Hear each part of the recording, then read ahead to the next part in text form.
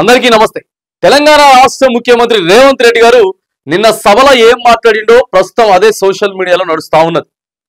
సాక్షాత్తు ముఖ్యమంత్రి ఆర్థిక పరిస్థితి బాగలేదు, రాష్ట్రం దివాలా తీసే పరిస్థితి ఉన్నది, మన ప్రతినిధులు పోతే బ్యాంకర్ల దగ్గరికి అసలు లోపలకు కూడా రానియట్లేదు, చాలా తక్కువ చేసి చూస్తా ఉన్నారు, అంత ఆగమాగం ఉన్నది, ఉద్యోగ సంఘాల నేతలు ఆలోచన చేయాలి అని చెప్పి సో చెప్తున్నటువంటి పరిస్థితి నిన్న మనం చూసినాం। రైట్ గా ఆర్థిక పరిస్థితి అయితే బాగాలేదు, మనం అప్పులు కడుతున్నాం, ఎక్కువ అప్పులు అయిపోయినాయి, ఏది ఇవ్వకూడదు ఏది ఇవ్వాలో ఇక మీరే డిసైడ్ చేయండి, వచ్చేది మాత్రం 18,500 కోట్ల రూపాయలు మాత్రమే అని చెప్పి చెప్తున్నటువంటి సందర్భం।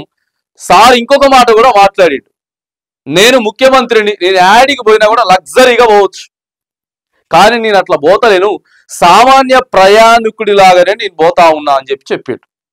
మరి ప్రధానంగా మంత్రుల్లో ఉన్నటువంటి ఒక 2-3 మంత్రులు మాత్రానికి దుబారా ఖర్చులు ఎక్కువగా చేస్తా ఉన్నారు, హెలికాప్టర్లు మాత్రమే తిరుగుతా ఉన్నారు అని చెప్పి వారి సొంత దానికోసమే లేకపోతే ఆరాంసే పదవిని ఎంజాయ్ చేస్తా ఉన్నారు। మంత్రులంతా దేనికోసం? ఇవాళ రాష్ట్రం అప్పుల పాలైపోతా ఉందనంటే వారి యొక్క విలువైనటువంటి సలహాలను ఇవ్వాలి, సూచనలు ఇవ్వాలి।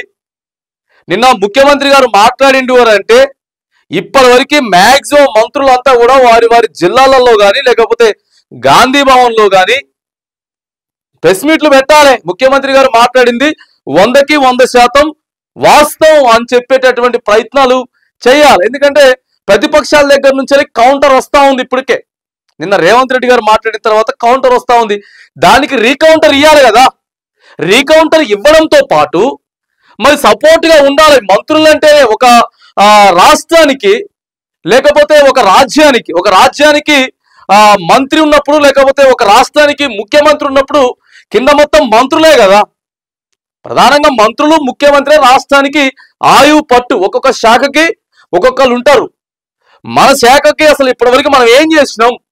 ఇగో నేను రోడ్డు రవాణా శాఖ మంత్రిగా ఉన్నా, ఇప్పటి వరకు ఏం చేసినాం? ఇగో నేను వచ్చేసేసి మొత్తం రెవెన్యూ మినిస్టర్ గా ఉన్నా, రెవెన్యూ మినిస్టర్ వల్ల మనం ఇప్పటివరకు ఏం చేసినాం? భవన నిర్మాణ మంత్రి ఏం చేసినాం మనం? ఇట్లా ప్రతిదీ ఐటీ మినిస్టర్ నేనున్నా, రాష్ట్రం అధోగతి పాలైపోతా ఉన్నది, అంటే రాష్ట్రానికి పెట్టుబడులు రావట్లేదు, కొత్త కంపెనీలు రావట్లేదు, మనం ఎలాంటి సలహాలు సూచనలు తీసుకోవాలి, కంపెనీలు తీసుకురావాలంటే ఎట్లా చేయాలి, రాష్ట్రానికి కొద్దిగా ఆదాయం పెంచాలి, 18,500 కోట్ల రూపాయలు మాత్రమే వస్తా ఉంది, ఇంకొక 500 కోట్లు ఎలా పెంచగలుగుతాం? పెంచాలంటే ఏం చేయాలి? 500 కోట్ల రూపాయలు తీసుకొస్తే ఏదో ఒక పథకానికి ఆసరా అవుతుంది, ప్రతి నెల 500 కోట్ల రూపాయలు మనం తీసుకొచ్చినామనంటే ఇవి కదా మంత్రులు చేయాల్సింది। మరి మంత్రులంతా ఏం చేస్తా ఉన్నారు? హెలికాప్టర్లో తిరుక్కుంటా, ముఖ్యమంత్రి గారు ఏదైనా మాట్లాడితే దాన్ని సమర్థించకుండా, ముఖ్యమంత్రి గారిని వెనకేసుకొని రాకుండా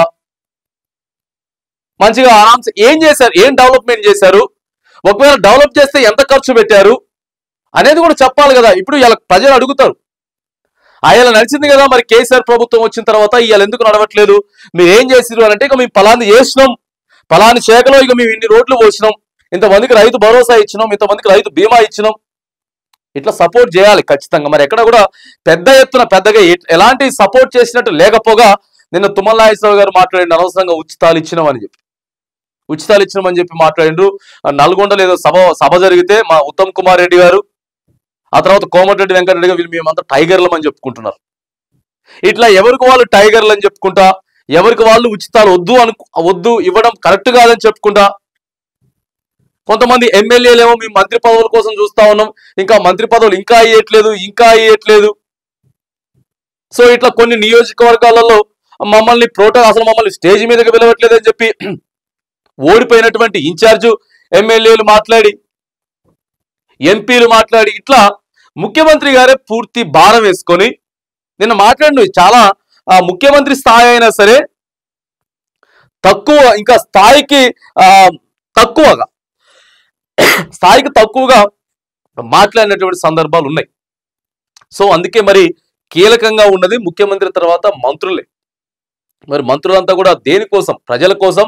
రాష్ట్రం అధోగతి పాలైపోతా ఉంది, కొద్దిగా రాష్ట్రం వెనకెళ్ళిపోతా ఉంటే అంతా కూడా యూనిటీగా ముందుకు తీసుకెళ్లాల్సినటువంటి మంత్రులు మరి ఏం చేస్తా ఉన్నారు అనేది సో సోషల్ మీడియాలో చర్చ నడుస్తా ఉన్నది। ఏదైనా కానీ యూనిటీగా ఆ ఆలోచనతోటి చాలా షార్ప్ గా ముందుకెళ్ళగలిగితేనే మనం ఉన్నటువంటి పరిస్థితిని కొద్దిగా ముందుకు వెళ్ళగలుగుతాం. అంతేగాని రాష్ట్ర పెద్దలుగా మనమే ఉండే పరిస్థితి బాగలేదని చెప్పి పొద్దుగాల నుంచి చేసుకుంటుంటే మాత్రానికి ఇక అంతా ఏడ్చినట్టే ఉంటది కథ, ఏడ్చినట్టే ఉంటది. కాబట్టి మంత్రులంతా కూడా ఏకమై ఈ సందర్భాల్లోనే కదా ఏకం కావాల్సింది. ఇలాంటి సందర్భం అంత మంచిగానే ఉంది, ఆమ్దాని మంచిగా వస్తా ఉంది, పోను రాను మిగులుతా ఉంది అంటే నో ప్రాబ్లం. కానీ ఇలా లేదని చెప్తున్నారు కాబట్టి, లేదని చెప్తుందా ఉన్నారు. అప్పులు అయిపోయినాము, ఆగమాగం అయిపోతా ఉంది, మనల్ని ఎవడు దేక్తలేడు, పైసలు ఏం వస్తలేవు, చాలా ఇబ్బందికరంగా ఉంది పరిస్థితి అని చెప్పుకుంటున్నప్పుడు మాత్రానికి ఇగో ఖచ్చితంగా మరి, ఎందుకంటే మంత్రులు ప్రజల కోసమే, ప్రభుత్వం కోసమే ఏర్పాటు చేయబడ్డటువంటి మంత్రులు వీళ్ళంతా. మరి ఎవరి కోసం, దేనికోసం, వీళ్ళు కూడా కొంత సపోర్ట్ చేయాలి, వాళ్ళ శాఖలను పటిష్టం చేసుకోవాలి.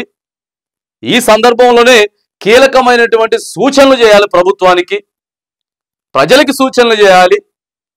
సూచన చేసి ప్రభుత్వాన్ని సక్రమమైనటువంటి మార్గములు అంటే అన్ని అనుకున్న విధంగానే, ఇక కొత్త అంటే ఇప్పుడు వచ్చే పరిస్థితి లేదు, అది కాదు. కానీ పర్లేదు, అసలు ఏం బాగలేదు అనే దానికంటే కొంచెం పర్లేదు అని చెప్పడానికి మాత్రానికి ఇలా మరి మంత్రులంతా కూడా యూనిటీగా ముఖ్యమంత్రి గారితో కలిసి ముందుకెళ్ళాలి, ప్రభుత్వానికి కూడా సహకరించాలి, ప్రజలకి వివరించేటటువంటి ప్రయత్నం అయితే చేయాలని చెప్పి సోషల్ మీడియాలో మాత్రానికి ప్రధానంగా చర్చ నడుస్తూ ఉన్నది.